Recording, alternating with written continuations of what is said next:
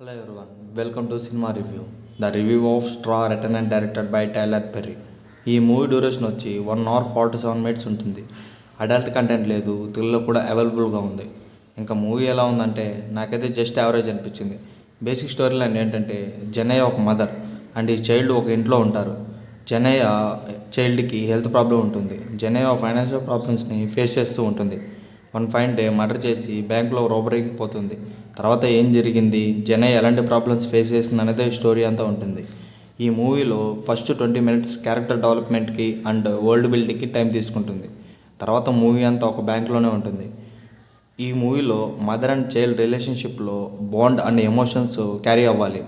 అప్పుడే ఆ మూవీని కనెక్ట్ అవుతాము. బట్ అదే ఈ మూవీలో మిస్ అవుతుంది. ఎక్కడ కూడా ఎమోషన్స్ క్యారీ అవ్వవు. డ్రామా కూడా స్లో నరేషన్ ఉంటుంది. కొన్ని సీన్స్ అయితే బాగున్నాయి అండ్ కొన్ని సీన్స్ అయితే అసలు వర్కౌటే కాలేదు. పర్ఫార్మెన్స్ అయితే అందరూ బాగా చేశారు. Music and visuals and Telugu dubbing బాగున్నాయి. మీరు ఒకసారి ట్రై చేస్తారంటే it's streaming on Netflix. Thank you for watching.